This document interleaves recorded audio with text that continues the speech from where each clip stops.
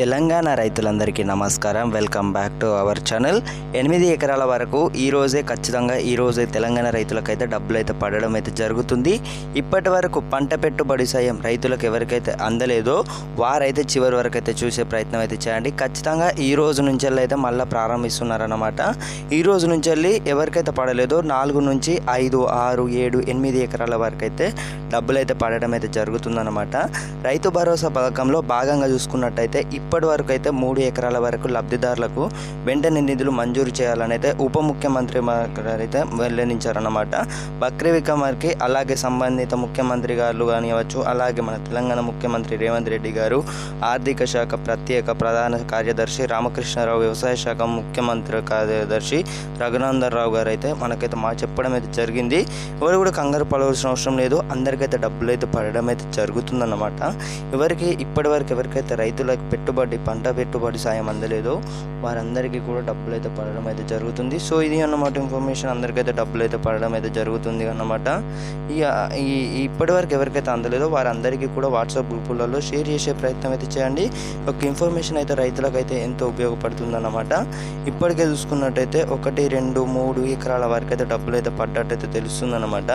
రాష్ట్రంలో ఇప్పటివరకు చూసుకున్నట్టయితే 3 ఎకరాల వరకు అయితే చూసుకున్నట్టయితే 30 లక్షల మంది రైతులకైతే డబ్బులు అయితే పడ్డట్టయితే తెలుస్తుంది.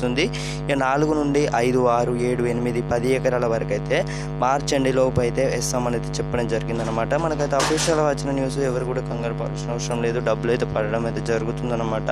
ఈ యొక్క ఇన్ఫర్మేషన్ ప్రతి ఒక్క రైతు కూడా వాట్సాప్ గ్రూపులలో షేర్ చేసే ప్రయత్నం అయితే చేయండి. తప్పకుండానైతే ఛానల్ కనుక కొత్తగా చూస్తున్నట్టయితే తప్పకుండానైతే ఈ యొక్క తెలంగాణ ఛానల్ అయితే తప్పకుండా సబ్స్క్రైబ్ అయితే చేసుకోరబ్బా.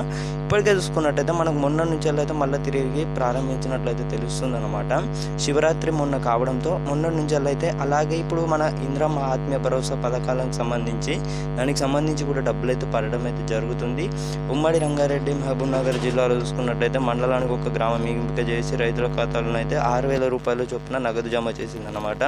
ఇప్పటి వరకు చూసుకున్నట్టయితే మనకు ఆ రోజు చూసుకున్నట్టయితే అంటే ఇప్పుడు మనకి ఏదైతే ఆ డబ్బులు ఏవైతే ఉన్నాయో అందరికైతే పడ్డట్టయితే తెలుస్తుందన్నమాట.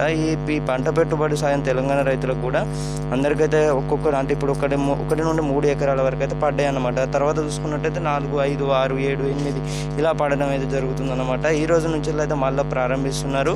ఎవరు కూడా కంగారు పడవలసిన అవసరం లేదు. తెలంగాణలో రైతుల సంక్షేమానికి రేవంత్ రెడ్డి గారు అయితే ప్రభుత్వం ప్రాధాన్యం ఇస్తుందని అయితే ప్రకటించారన్నమాట. ఎవరు కూడా కంగారు పడవలసిన అవసరం లేదు. ఇక అలాగే మనకు తెలంగాణ ఇప్పటి వరకు విడుదల చేసిన నిధులు వాటి వివరాల గురించి తీరా తీశారు. అయితే రైతు భరోసా గ్రామం కింద లబ్ధి పొందిన రైతుల వివరాలను గ్రామాలలోనైతే ఈ యొక్క అంటే మనకు ముందుగా వచ్చేసి అయితే డిస్టిక్, ఆ తర్వాత మండలాల వారీగా, తర్వాత గ్రామాల వారీగానైతే విడుదల చేయనున్నారు. అందరికైతే డబ్బులు అయితే పడడం అయితే జరుగుతుంది మార్చ్ ఎండింగ్ లోపు.